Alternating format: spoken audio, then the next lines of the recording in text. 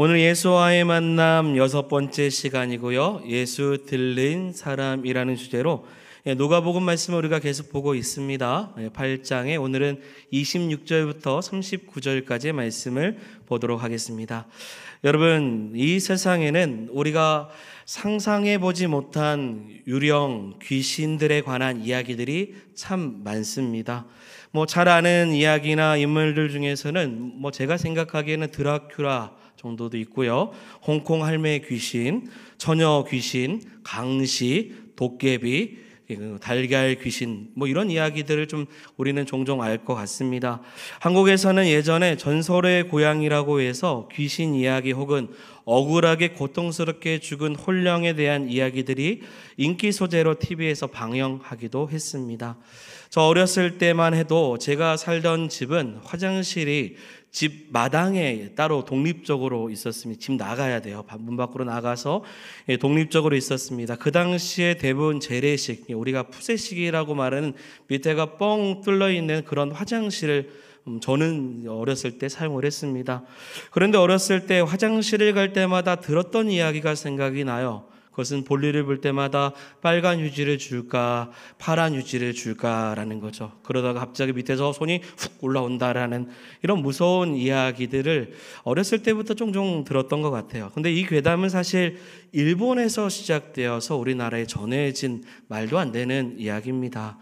또는 부엌에 가면 부엌신이 있다고 하고, 된장을 담을 때는 장독신이 있다고 해서 절을 하기도 하고, 바닷가에 가면 용왕이 산다고 하고, 산에 가면 산신령이 산다는 이야기들이 종종 전해져서 다양한 귀신 이야기, 유령 이야기가 많습니다. 여러분, 요즘 가장 인기 있는 귀신이라고 해야 할까요?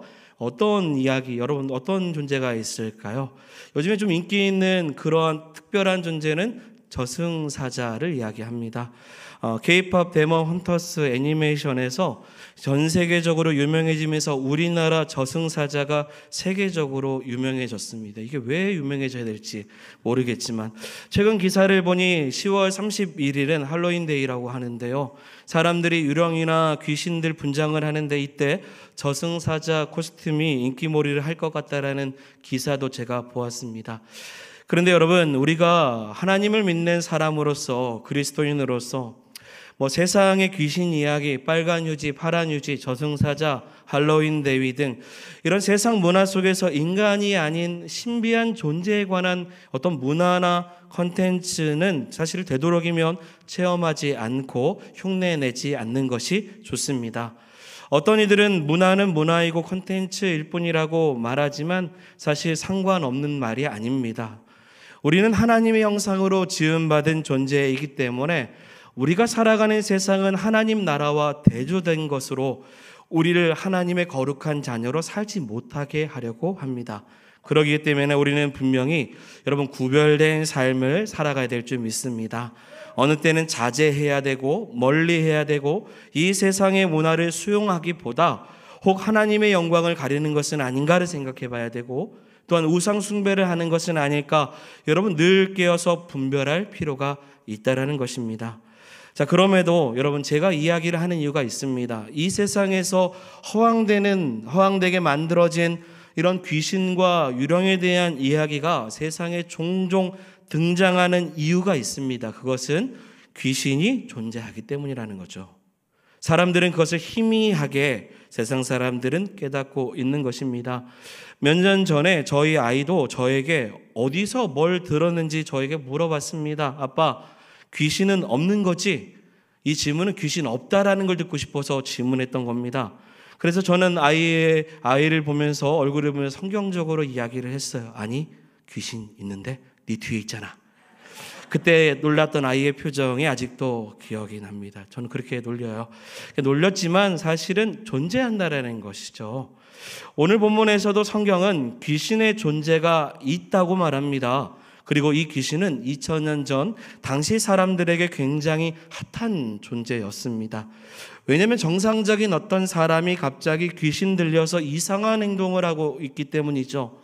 많은 사람들이 이 사람을 보면서 뭐라고 말했냐면 광인이라고 말합니다. 미친 사람이란 뜻입니다. 그래서 미친 사람으로 취급하여 사회적으로 격리를 시키거나 사람들과 어울리지 못하는 존재로 생각해서 이 사람을 억압하기 시작해요.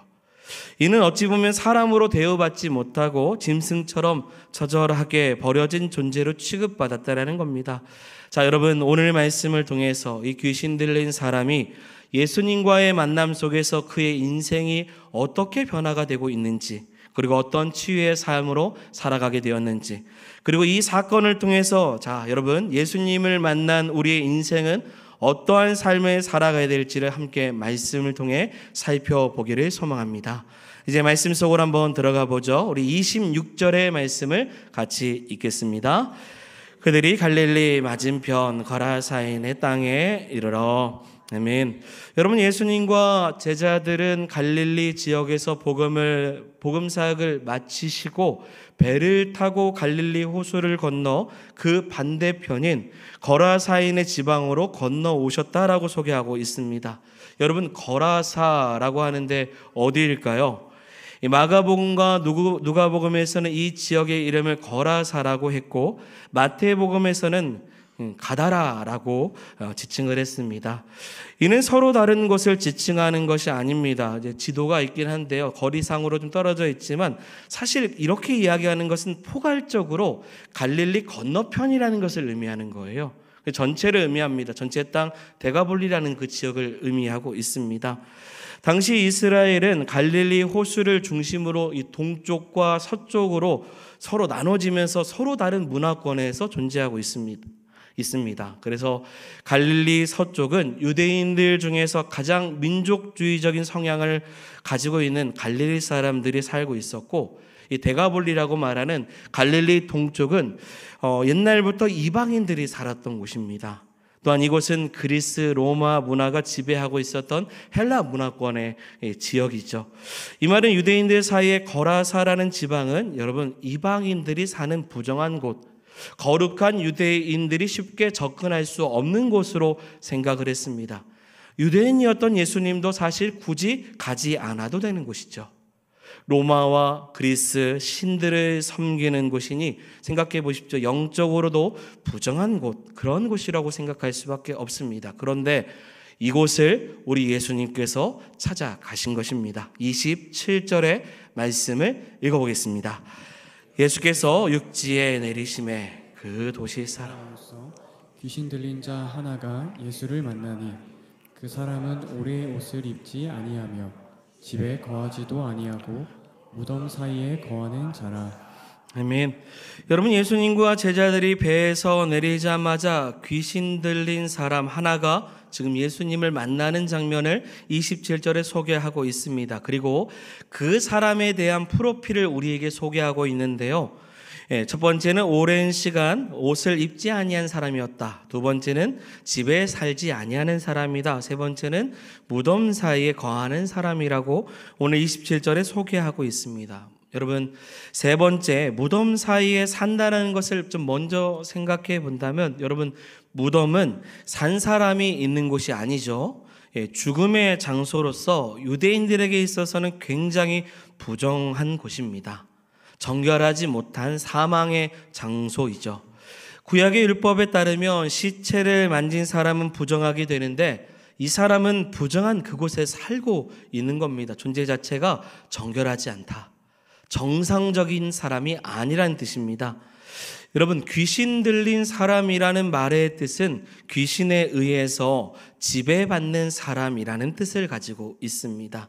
이 사람은 악한 영의 지배를 받는 상태이고, 그래서 육신은 자신의 것인데 그 안에 다른 존재가 속박하고 있다라는 뜻이죠. 또한 소개됩니다. 옷을 입지 아니했다. 그리고 집이 있는데 집에서 살지 않는다. 그리고 이 사람은 외지에서 온 사람도 아닙니다. 27절에 보면 그 도시의 사람이라고 소개하고 있습니다. 자, 이 말 생각해 보면 집도 있습니다. 원래는 옷도 입고 다니는 사람입니다. 그리고 그 도시에서 정상적으로 살았던 사람이라는 것을 표현하고 있는 거예요. 그런데 언제 어떻게 귀신이 들렸는지는 모르겠지만 지금 귀신 들린 상태로 오랜 시간 동안 살아가고 있었던 겁니다. 그래서 사람들이 이 사람을 알고 있습니다. 원래 이 사람 정상인데 지금 정상 아니야? 어느 순간에 보냐 귀신의 지배를 받은 사람이 되었어라는 거죠. 그래서 29절에 이 사람을 많은 사람들이 감시하고 묶어두기 시작합니다. 우리 29절 하반절을 읽겠습니다. 귀신이 가끔 그 사람을 붙잡음으로 그를 기사살과 고랑에 매어 지켰으되 그 맨 것을 끊고 귀신에게 몰려 광야로 나갔더라. 아멘. 귀신 들린 사람은 자신의 힘이 아닌 귀신의 힘으로 사니 초인간적인 힘을 지니고 있다라는 거죠. 그래서 쇠사슬과 고랑도 끌어버립니다.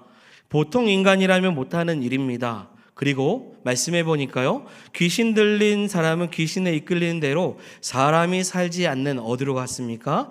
광야로 떠돌아다니는 인생이 되었다라는 거죠. 여러분 상상만 해보십시오. 한번 해보십시오. 귀신 들린 사람의 비참한 모습이 짐작이 됩니다.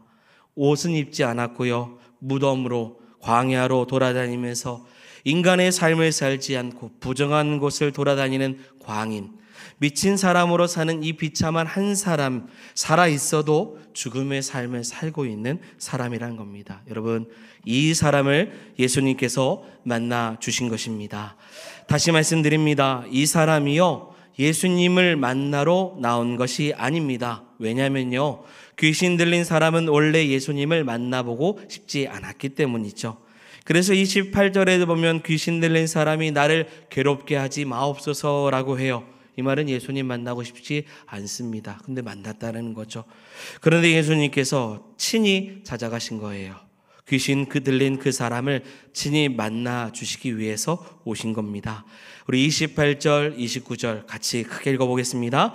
예수를 보고 부르짖으며 그 앞에 엎드려 큰 소리로 불러 이르되 지극히 높으신 하나님의 아들 예수여, 당신이 나와 무슨 상관이 있나이까? 당신께 구하노니 나를 괴롭게 하지 마옵소서 하니, 이는 예수께서 이미 더러운 귀신을 명하사 그 사람에게서 나오라 하셨습니다. 아멘. 여러분, 귀신 들린 사람이 예수님을 가리켜 뭐라고 말하죠? 지극히 높으신 하나님의 아들이라고 말합니다. 이 말은 귀신이요, 예수님의 정체를 아주 정확하게 알고 있었다는 거예요. 그러나 여러분, 아는 것과 믿는 것은 다른 겁니다. 귀신이 예수님을 알고 있어서 지극히 높으신 하나님의 아들이시죠 라고 말하나, 그 다음 뭐라고 말합니까? 나를 괴롭게 하지 마십시오. 자신을 떠나달라고 이야기합니다. 압니다. 하지만 나는 그분과 함께 하고 싶지 않습니다. 여러분, 이 자리도 마찬가지죠. 오늘날 예수님을 모르는 사람이 어디 있습니까? 다 알아요. 그러나 예수님을 안다고 믿는 것은 아닙니다. 믿음은요, 아는 것을 넘어서 예수님을 영접하는 것입니다. 오늘 말씀을 통해 여러분들도 예수님에 관한 이야기를 알 수는 있으나 예수님을 인격적으로 만나는 것은 또 다른 영접의 문제인 것입니다. 누구나 지금 예수에 관한 이야기를 듣잖아요. 바라옵기는 단순히 오늘 말씀을 통해 예수님에 관한 이야기가 아니라 예수님을 인격적으로 만나고 믿고 영접하는 은혜가 여러분들에게 있기를 주의 이름으로 축원드립니다. 그냥 아내 따라서 왔고 남편 따라서 왔고 부모 따라서 어쩔 수 없이 온 자리가 아니라 나를 찾아와 주시는 예수님을 인격적으로 만나는 자리, 이런 축복이 있어야만이 사실 아는 것과 나중에 믿는 것이 하나가 되어서 그리스도 안에 거하는 삶으로 살아가는 것입니다. 이때 예수님께서 귀신을 보고 그 사람에게 뭐라고 하죠? 나오라 라고 말씀하십니다. 여러분 생각해 보면요, 귀신 들린 이 사람을 통제하기 위해서 어떻게 했습니까? 수많은 사람들이 그를 쇠사슬로 고랑으로 묶으려고 했어요. 근데 그 모든 것이 허사였습니다. 그를 세상의 힘으로 메으려고 했지만 사슬을 끊어버리고 광야로 도망갔습니다. 그런 귀신이 지금 예수님의 무엇으로요? 말씀 한마디로 괴로워하고 있습니다. 여러분, 말씀에는 능력이 있습니다. 말씀이 사람을 변화시키고 새롭게 하는 것입니다. 세상이 사람을 바꾸는 거 아니고요, 예수님께서 사람을 바꾸고 예수님의 말씀으로 사람이 거듭나는 것입니다. 그 말씀이 지금 귀신 들린 자에게 선포되었어요. 나가라고요. 이때 예수님께서는 귀신 들린 자를 향해서 묻습니다. 30절의 말씀이죠. 같이 읽겠습니다. 예수께서 내 이름이 무엇이냐 물으신즉 이르되 군대라 하니 이는 많은 귀신이 들렸습니다. 아멘. 그 귀신의 이름이 뭐라고 하죠? 군대라고 합니다. 여러분 헬라어를 보니까 레기온이라는 단어를 사용했어요. 근데 이 단어가 굉장히 무시무시한 단어입니다. 왜냐하면 이 군대라고 말하는 레기온이라는 단어는 5,000명 이상의 군인들로 이루어진 조직 단위를 표현하는 단어예요. 그래서 성경에는 많은 귀신이 들렸다라고 표현했지만 이 단어는 엄청나게 많아서 5,000에서 6,000 정도 되는 귀신이 한 사람의 몸에 있는 거죠. 이 사람을 지금 이 귀신들이 지배하고 있습니다. 마치 이런 거예요. 혼자 사는 원룸에 5,000명이 함께 사는 겁니다. 그래서 밖에서 안에 누가 계십니까? 라고 문을 두드렸는데 5,000명이 저요라고 말하는 것과 같은 거예요. 여러분 예수님께서 네 이름이 뭐냐라고 하셨을 때 수천의 귀신이 함께 말하는 거예요. 군대라고요. 얼마나 무섭겠습니까? 성경에는 나오지 않았지만 제가 묵상해 볼 때 같이 있었던 제자들의 얼굴이 퍼렇게 질렀을 거예요. 수천의 귀신이 지금 눈앞에 있는 건 하나도 아니에요.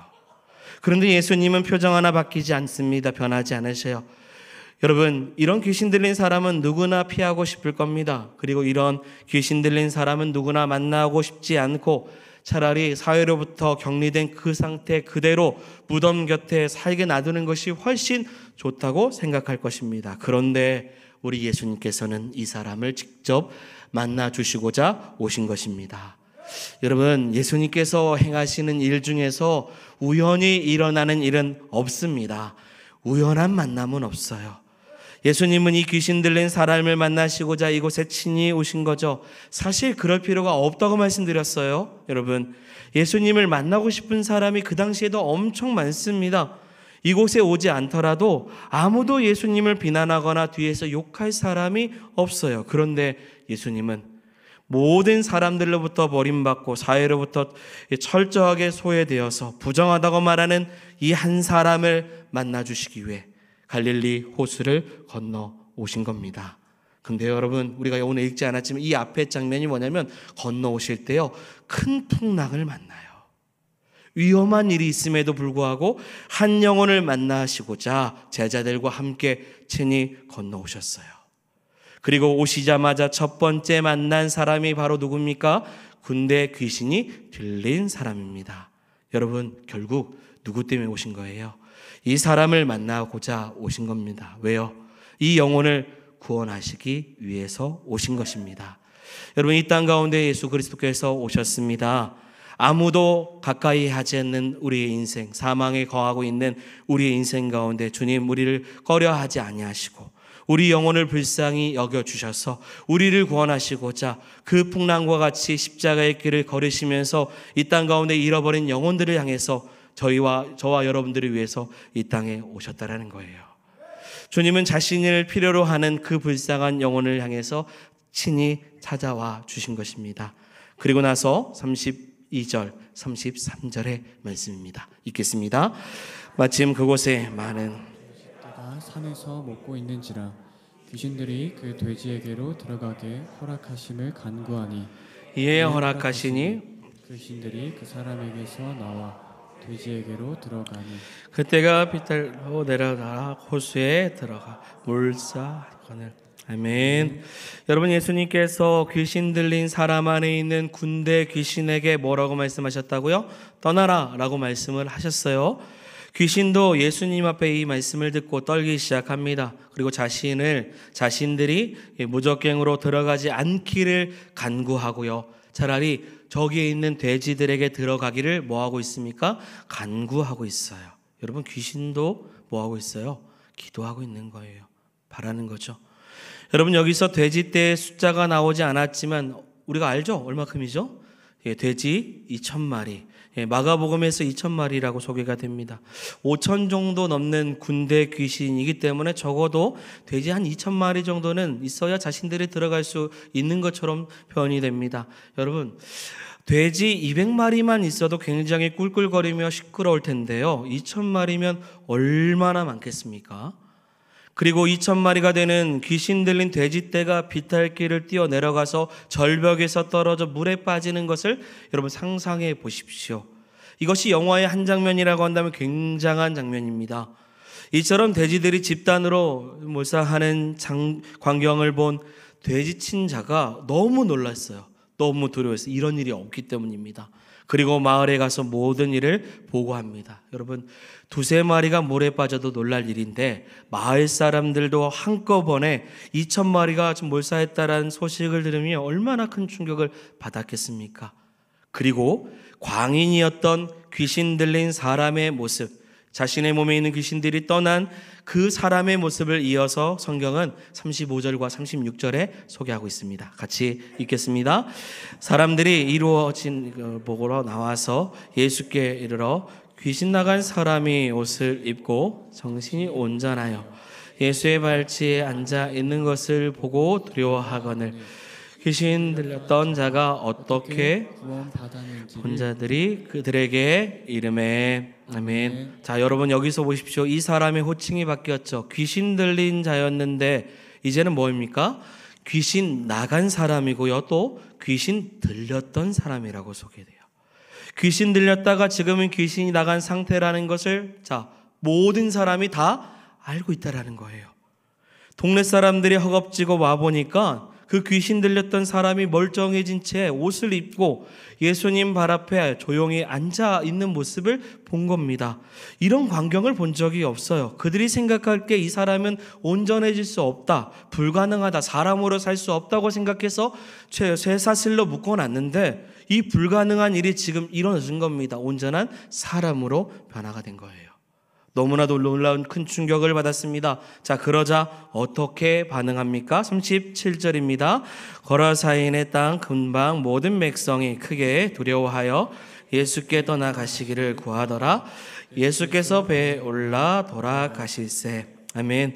그 땅 모든 백성들이 두려워하죠. 그리고 예수님에게 뭐라고 말합니까? 예수님 떠나 주십시오 라고 요청하는 거예요. 이와 같은 요청을 하시는 이유는 예수님이 행하신 일이 너무 두려워서요. 그런데 여러분, 이 두려움은요, 부정적인 두려움입니다. 예수님의 신적인 능력 앞에 오히려 경배하고 경외하고 감탄하고 같은 도시 사람을 고쳐주셔서 감사하다고 찬송해야 되는데 오히려 그들은 부정적으로 예수님 계신 것을 거부해요. 떠나십시오라고 이야기합니다. 대표적인 이유는요, 아마도 경제적인 손실에 큰 충격을 받았을 것입니다. 여러분, 2,000마리의 돼지떼, 오늘날 시세로 제가 챗GPT에게 물어보니 환산해보니 약 10억에서 12억 정도의 돈입니다. 적은 금액이, 그 당시에 적은 금액이 아닐 것입니다. 그들은 하나님의 아들을 보면서도 눈앞에 경제적인 이익 때문에 그를 영접하지 않는 모습을 보인 거예요. 여러분, 한 영혼을 살리는데 10억의 가치를 투자하거나 구원하는 일에 쓰고 싶지 않는 이들의 모습이 나타나는 겁니다. 예수님은 결국 그 지역을 떠나십니다. 그러면서 광인이었던 귀신 들린 자에게 예수님은 이와 같이 말씀하시죠. 우리 39절의 말씀이죠. 마지막 절인데요. 같이 읽어보겠습니다. 집으로 돌아가 하나님이 내게 어떻게 큰 일을 행하셨는지를 말하라 하시니, 나가서 자기에게 어떻게 큰 일을 행하셨는지를 온 성내에 전파하느라. 아멘. 여러분, 광인의 삶을 살지 말고 이제부터 어떤 삶입니까? 증인의 삶으로 살라라고 이야기하고 있습니다. 하나님께서 너에게 어떻게 이런 놀라운 일을 행하셨는지, 너 영혼 하나 살리기 위해서 어떤 희생과 가치를 투자했는지 그 일을 너는 기억하고 뭐 하라고요? 전파하라. 증인의 삶을 살아라. 예수님은 이 한 사람을 살리기 위해서 이곳에 오신 목적을 정확하게 이루셨어요. 그리고 이 한 사람을 살리시고 많은 사람들이 거부하니 떠나셨습니다. 여러분, 누가복음의 핵심 말씀은요, 누가복음 19장 10절의 말씀입니다. 같이 읽겠습니다. 인자가 온 것은 잃어버린 자를 찾아 구원하려 함이니라. 아멘. 이 일을 행하시고자 그 풍랑을 지나서 유대인들이 거부하고 있는 그 땅에 와서 한 영혼, 귀신 들린 그 영혼이 변화될 수 있도록 찾아와 주신 것입니다. 여러분, 예수님은 믿음으로 반응하지 않는 곳에 좀처럼 역사하지 않으십니다.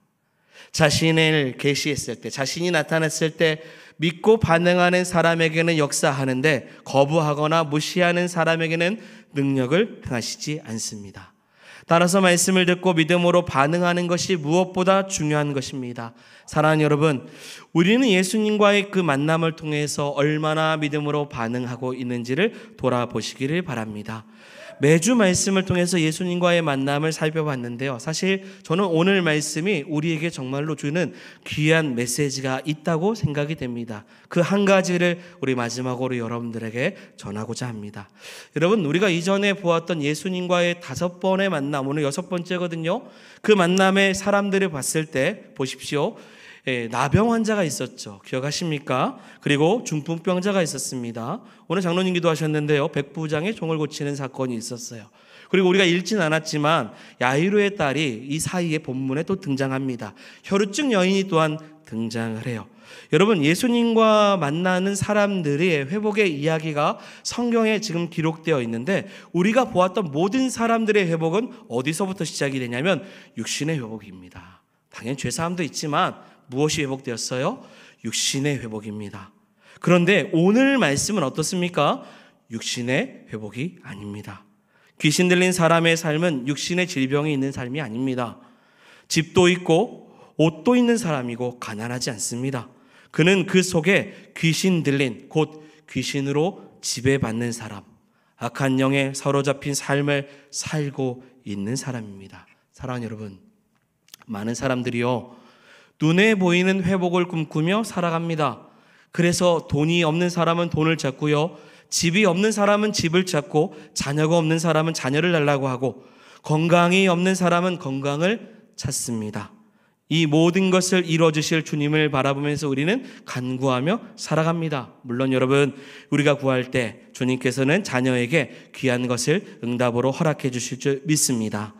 그러나 여러분, 눈에 보이는 것을 구하나 눈에 보이지 않는, 내 안에 나를 억압하고 나를 지배하고 혹은 내 안에 숨겨져 있는 내면의 어떠한 상처나 아픔, 가정사나 부부간의 관계나 부모와의 상처, 자녀를 향한 어떤 원망, 혹은 스스로 느끼는 컴플렉스, 낮은 자존감, 또한 세상에 여전히 살고 있지만 꿈이 없는 삶, 세상 속에서 웃고 있는데 남들이 모르는 우울증, 공황장애, 대인기피, 행복장애, 감사를 잃어버리는 그런 불평과 원망의 마음들, 작은 말에 상처를 받고 늘 죄책감, 누군가를 원망하는 정죄감, 내 안에 감춰져 있는, 나를 지배하고 있는 광인, 그래서 나를 구원받은 백성으로 살아가지 못하게 하고 있는, 나를 지배하는 내 속에 사단의 권세 앞에서 여전히 여러분, 광야와 같은 인생의 삶을 우리는 혹시 살아가고 있는 것은 아닙니까? 그래서 우리가 하나님의 자녀답게 살지 못하게 하는 사단 권세의 속박 안에 지배받고 있는 삶으로 살아가고 있는 것은 아닙니까? 예수님은 알고 계십니다. 내가 어찌 보면 광인이라는 것을. 그래서 예수님께서는 친히 나를 만나 주시고자, 겉으로는 멀쩡해 보이지만 그 속사람이 세상에 속박되어서 여전히 두려워하고 염려되고, 그리고 나의 삶을 얽매고 있는 것 때문에 늘 마음의 불안 속에서 하나님을 찾지 못하고 있는, 괴로워하고 있는 그러한 나의 인생을 주님께서 찾아와 주셔서 따뜻한 인도하심으로, 사랑하는 여러분, 예수님의 사람으로, 예수 들린 사람으로, 예수님의 통치와 지배 속에서 우리의 인생을 회복시켜 주시고자 예수님께서 오늘 우리에게 말씀을 주시는 것은 아닌가, 여러분 돌아보시기를 바랍니다. 눈에 보이는 회복뿐만 아니라 남들에게 말하지 못하는 내 안에 감춰져 있는 쓴뿌리, 죄악된 우리의 인생, 나를 지배하는 광인의 삶을 내려놓고 사랑하는 여러분, 이 오늘 말씀 앞에서 통치와 다스림으로 어루만져 주심으로 우리의 속사람을 새롭게 하시는 예수 그리스도를 만나시기를 바랍니다. 그래서 광인이 아니라 예수 만나서 증인의 삶으로 회복되는 역사가 우리 인생 가운데 있기를 소망합니다. 우리 주님은 말씀하셨어요. 누가복음 5장 32절의 말씀이죠. 내가 의인을 부르러 온 것이 아니요 죄인을 불러 회개시키러 왔노라. 아멘. 회복을 구하는 자에게, 죄에서 자유함을 얻는 자에게, 예수로 살고자 하는 인생에게 주님은 찾아와 주시고 다시 회복해 주시도록 인도해 주십니다. 우리는 죄인입니다. 죄된 우리의 인생의 속사람을 새롭게 하셔서 광인이 아니라 예수의 사람, 예수 들린 사람으로 예수님의 통치를 받고 살아가는 우리 모두가 되기를 주의 이름으로 축원드립니다. 아멘. 우리 말씀을 생각하면서 같이 함께 찬양하기를 원합니다. 우리의 인생의 주관자가 누구입니까? 우리는 무엇에 들려 살고 있습니까? 무엇에 지배받고 사는 인생입니까? 우리가 예수 그리스도로 들리는 삶이 되기를 원합니다. 우리 안에 주인 되시는 예수님으로 살 때 하나님, 우리의 속박하고 있는 모든 세상의 것들을 다 내려놓고 다시 한 번 더 우리의 속사람이 새롭게 되고 우리의 겉사람의 삶이 회복되어서 하나님께 나아가게 하여 주시옵소서. 우리 이 마음을 가지고 함께 찬양하겠습니다. 내 이름 불러주시고 내 이름 불러주시고 내 삶의 주인 되시는 내 맘에 노래 되시는 그는 크신 나의 예수님. 삶의 무게가 내 맘을 누르고 버팀없는 시간을 지날 때 예수만 의지하는 삶 되기 원하네. 주 붙드네. 주님 시선을 거두지 않으사 주의 은혜로 감당케 하시네.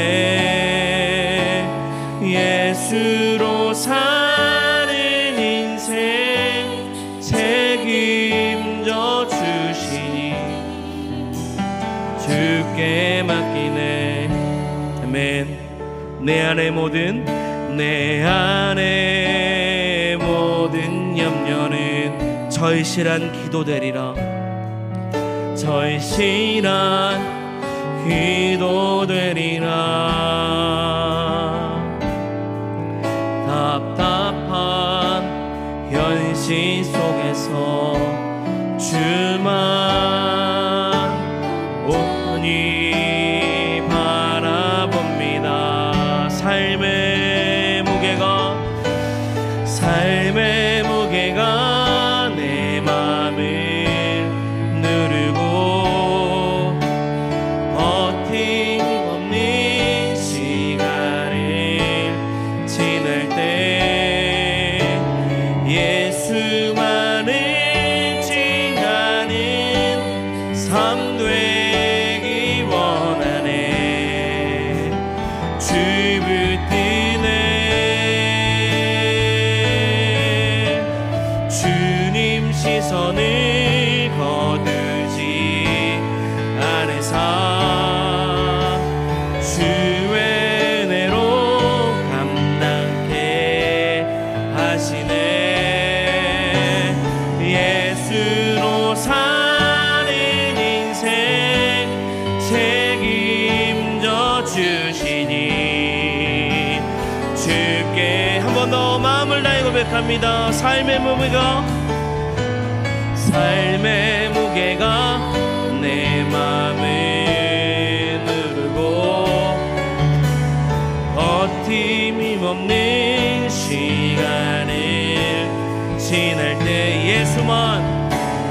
예수만 의지하는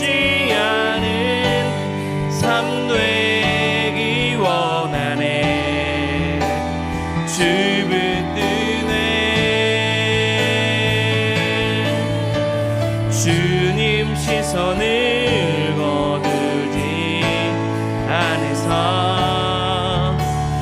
주의 은혜로 낫게 하시네. 예수로 사는 인생 책임져 주시니 주께 맡기네.